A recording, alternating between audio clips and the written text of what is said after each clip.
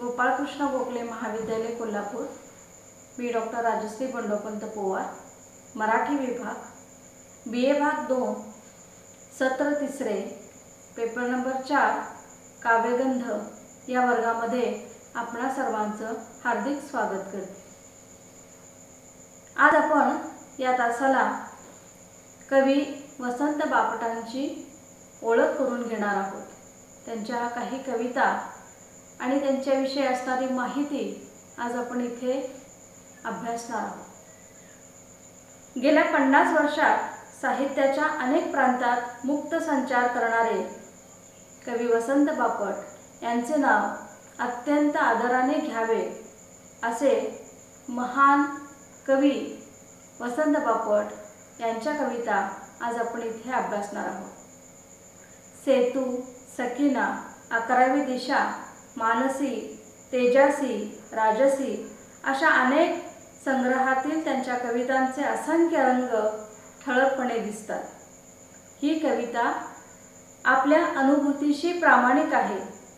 सर्व जग पाहू इच्छिणारे त्यांचे उत्साही मन सतत नवे शोधत पुढे पुढे झेपावत राहिले। त्यांना खेळात रस होता, त्याच पद्धतीने माणसातल्या माणुसकी शोधण्यामध्ये त्यांना रस होता। वसंत बापटांबद्दल कितीही बोललं तरी ते थोडंच कवी मनाचे असे साहित्यिक, फक्त साहित्यिकच नव्हते तर महाराष्ट्राच्या सांस्कृतिक वारशाची जपणूक करणारे रसिक मनाचे अस्सल मराठमोळे असे व्यक्तिमत्व होते। वसंत बापटांच्या असंख्य कवितांमधून वाचकांना खास करून भावते ती त्यांची प्रेमकविता। प्रेमकवितेच्या प्रांतात बापट अधिक मनपूर्वक रमलेले दिसतात। प्रेमाचे कितीतरी अनोखे रंग त्यांच्या कवितांमधून अनुभवास येतात। उत्कटता हा त्यांच्या प्रेमकवितेचा एक महत्त्वाचा विशेष आहे। त्यांच्या प्रेमानुभवात विविधता आहे। नाट्य हा त्यांच्या प्रेमकवितांचा प्राण आहे। त्यांच्या एका प्रेमकवितेतून प्रेमाची एक एक कहाणी जणू काही उलगडत जाते।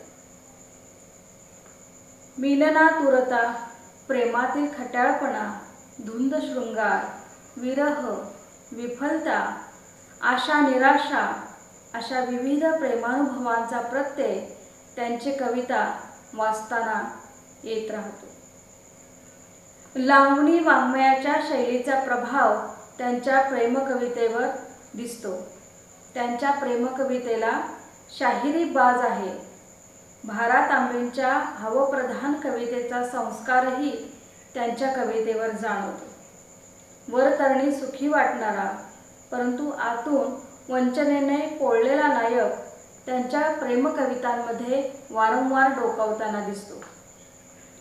प्रेयसीचे रूपविभ्रम, प्रणयातील तपशील आणि शेवटी प्रेमशून्यतेचा प्रत्यय हा त्यांच्या प्रेमकवितेचा गाभा आहे। आज आपण कवी वसंत बापट यांची अत्यंत गाजलेली फुंकर नावाची कविता इथे अभ्यासणार आहोत। ही कविता चित्रमय शैलीमध्ये लिहिली गेली असल्या कारणाने साक्षात कवितेमध्ये घडणारा प्रसंग आपल्या डोळ्यासमोर उभे करण्यात कवी कमालीचे यशस्वी झालेले आहेत। प्रेमभाव हा या कवितेचा केंद्रबिंदू आहे। कवितेमध्ये संसारात अडकलेली विवाहित प्रेयसी आपणास दिसते। पूर्वाश्रमीचा प्रियकर मधली काही वर्षे उलटून गेल्यावर काही निमित्ताने अचानक विवाहित प्रेयसीच्या घरी जातो। संसाराच्या बंधनात अडकलेल्या प्रेयसीचे वर्तन, तिचा व्यवहार या भेटीवेळी जसे पूर्वी काही घडलेच नाही असं आहे। अशा वेळी प्रियकराच्या मनात येणाऱ्या विचारांची मालिका फुंकर कवितेतून बापटांनी शब्दबद्ध केली आहे। खरं तर ही कविता म्हणजे नायकाने प्रेयसीशी केलेला मूक संवादच आहे। प्रियकर आणि त्याची विवाहित प्रेयसी यांच्यामधील मर्यादशील प्रेमभावाचे दर्शन या कवितेत घडते. प्रेयसीच्या घरी गेल्यापासून तिचा निरोप घेऊन घरातून बाहेर पडेपर्यंत नायकाच्या मानसिक आंदोलनाचा अवकाश या कवितेत आला आहे. या अवकाशात ज्या बारीक सारीक घडामोडी उभयतांमध्ये घडतात त्यांचा नायकाच्या मनावर होणाऱ्या परिणामांचा तपशील या कवितेमध्ये येतो. प्रत्यक्ष घडणाऱ्या घडामोडी आणि त्यांच्या या घडामोडींचा दोघांच्याही मनावर होणाऱ्या परिणामांच्या दर्शनाने या कवितेमध्ये एक भावनिक ताणही जाणवतो आणि या ताणामधूनच नाट्य निर्माण होते. भावनांची उत्कटता, कथनात्मकता आणि चित्रमयता हे या कवितेचे महत्त्वाचे विशेष आहे.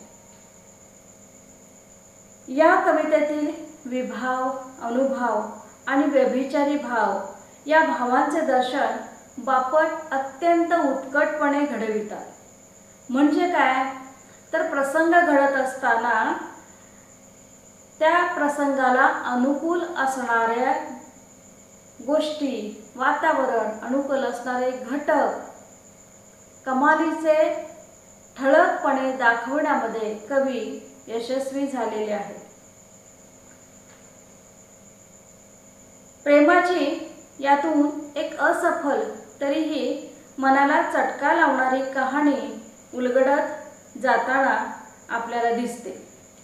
याच्यामध्ये एका ठिकाणी कवितेच्या शेवटी कवी असं म्हणतो, आता एकच सांग, उंबऱ्यावर तुझ्या डोळ्यात पाणी आले, इतकी का तुला सुपारी लागली, पण नकोच सांगूस, तेवढीच माझ्या मनावर हुंकर. आणि शेवटी नायक आपल्या मनाची समजूत करून घेतो. भावनांची उत्कटता हा जसा एक या कवितेचा एक विशेष आहे, त्याचप्रमाणे कथनात्मकता हाही या कवितेचा एक विशेष आहे. या कवितेमधला नायक काहीतरी आपल्याला सांगत जातो आणि त्याचं काहीतरी सांगणं हे आपल्याला उत्सुकतापूर्ण ठेवतं आणि पुढे काय या प्रश्नाशी आपण कवितेच्या शेवटापर्यंत जातो. म्हणजे ज्या पद्धतीनं कथन एखादी गोष्ट सांगितली जाते त्या पद्धतीनं उत्कंठा ठेवणं, शेवटपर्यंत टिकवून ठेवणं हे या कवितेचं एक महत्त्वाचं वैशिष्ट्य आहे.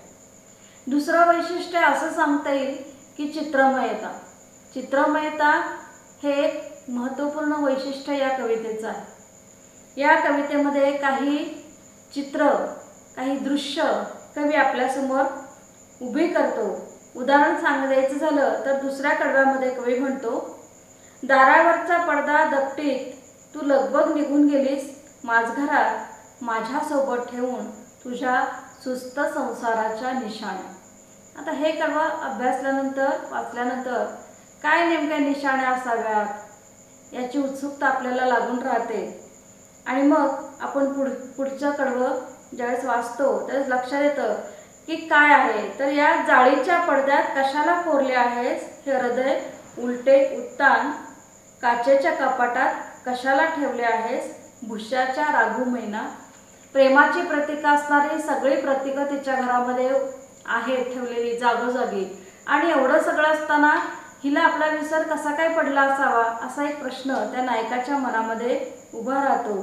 ही चित्रमय शैली या कवितेमध्ये विशेषत्वाने प्रत्येक ठिकाणी जाणवते, डोकावते.